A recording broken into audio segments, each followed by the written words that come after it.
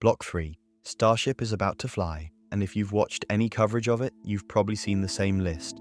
New engines, 3 grid fins instead of 4, taller booster, more payload. That list is accurate, but it misses the actual story. Every single change in Block 3 traces back to one decision SpaceX made about one engine. Pull on that thread and the entire design unravels into something much more interesting than a spec sheet, a cascade of engineering consequences, each one unlocking the next. That's what this video is about. Most creators covering Block 3 will walk you through the upgrades. Infinite Approach is going to walk you through why they had to happen in exactly this order, and why that matters for everything SpaceX is trying to do next. The decision was this: Raptor 3 would fly without external heat shielding. On Raptor 2, the engine's turbopumps, plumbing, and actuators were wrapped in layers of thermal protection to survive the heat of re-entry. Raptor 3 eliminates almost all of it. The external plumbing has been internalized or removed. Bolted flanges, which were the primary source of propellant leaks on Raptor 2, have been replaced with welded joints. The result is an engine that looks almost bare compared to its predecessor. Cleaner, simpler, and at full throttle, capable of 280 tons force of thrust at a chamber pressure of 350 bars. But removing that shielding created a problem. The aft dome of the Super Heavy booster, the section that houses the engines, was previously protected by that same shielding. Take it away, and you've exposed one of the most thermally stressed parts of the vehicle. SpaceX's answer was to add metallic tiles to the aft plate, a targeted solution for a targeted problem. That's trade-off number 1. Here's where the cascade begins. With the shielding gone, SpaceX could no longer route high-pressure propellant lines, engine control systems, and gas distribution hardware through the interior of the aft dome the way they had before. So they moved it all outside the vehicle, running the plumbing externally along the booster's aft section. That seems counterintuitive, exposing critical systems to the environment rather than protecting them inside the structure. But the mass savings from removing the shielding made this not just possible, but preferable. The booster shed significant dry mass, and every kilogram saved on the booster is a kilogram that can become payload on Ship 39. If you want to follow how this plays out in real flights, Infinite Approach will be covering every major Block 3 milestone, worth subscribing before Flight 12. The mass savings from Raptor 3 flow directly into Block 3 ships' payload numbers. SpaceX projects over 100 tons to low Earth orbit in fully reusable mode, 40 tons more than Block 2. A future 9-engine ship configuration would push that to 200 tons, bringing the full Starship stack to 42 Raptor 3 engines. But the standard Block 3 ship, including Ship 39, launches with 6 3 Raptor sea-level engines and 3 Raptor vacuum engines. And for the first time, there will be no mixed generations. Every engine on the stack, all 39 of them, will be Raptor 3. The higher thrust of Raptor 3 also demanded a redesigned engine clocking arrangement. On Block 2 Super Heavy boosters, the 3 center engines were spaced symmetrically at 120 degrees apart. Block 3 spaces them at 108, 108, and 140 degrees. A deliberately asymmetric layout. The reason is specific. At 120 degree spacing, one of those center engines fired directly at the ridge cap of the orbital launch mount flame diverter. At the thrust levels Raptor 3 produces, that's not a problem you can ignore. The asymmetric clocking ensures no single engine has a direct line of fire to that ridge cap. It's a small angular change with a large structural consequence. Then there's the integrated hot stage truss. On Block 2, the hot stage ring, the vented section that allows Ship 39's Raptor engines to fire while still attached to the booster during stage separation, was a separate component that got jettisoned and expended after every flight. Block 3 eliminates that expendable piece entirely. The hot stage function is now built directly into the booster's forward dome, integrated into the liquid methane tank wall. NASA Spaceflight noted that this design echoes the truss architecture of the Soviet N1 and R7 rocket families, a structural philosophy that SpaceX has adapted for the reusable era.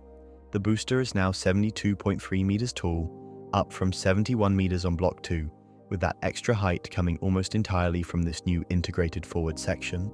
And then there are the grid fins, which is where the cascade gets genuinely elegant. Block 3 Super Heavy uses 3 grid fins instead of 4.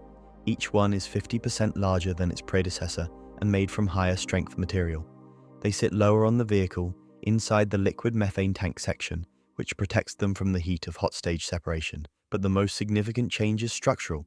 The catch pins, the hardware that allows Mechazilla, the catch arm system on orbital launch mount A, to grab the booster out of the air, are now integrated directly into the grid fins themselves. The fins are no longer just aerodynamic control surfaces.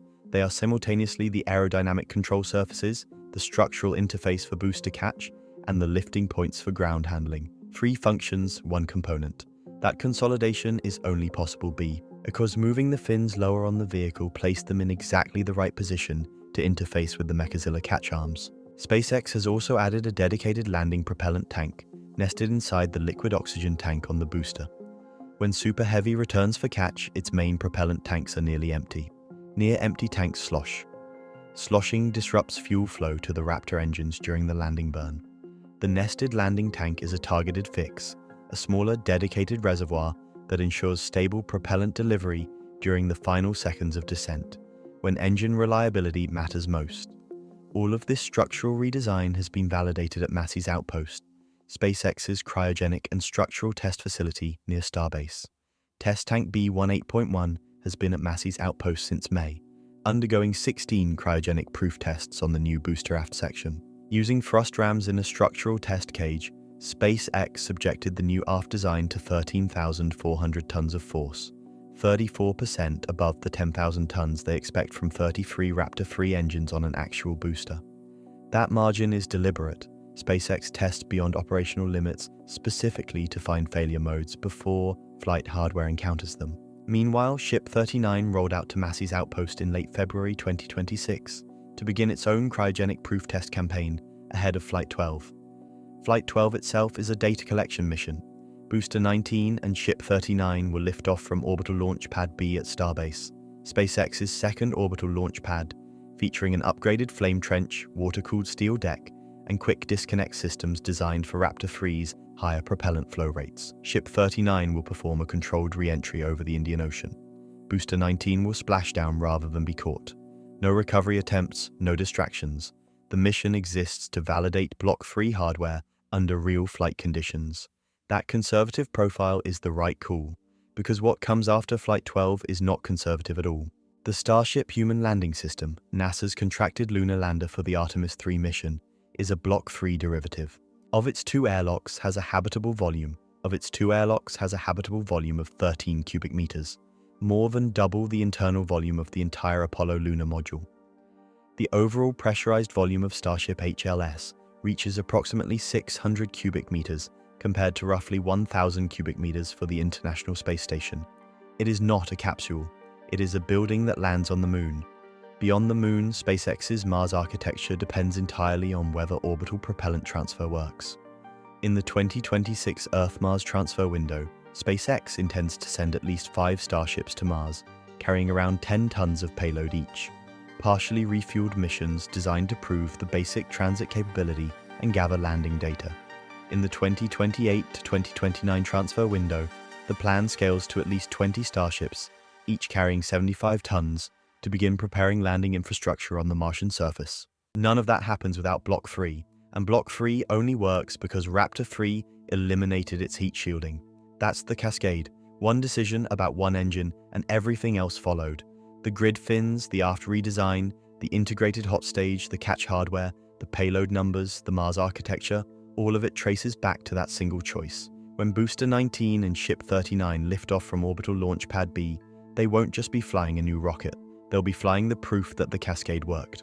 If this kind of systems-level analysis is what you're looking for, Infinite Approach is the right channel. Subscribe and you'll get the next one the moment it drops.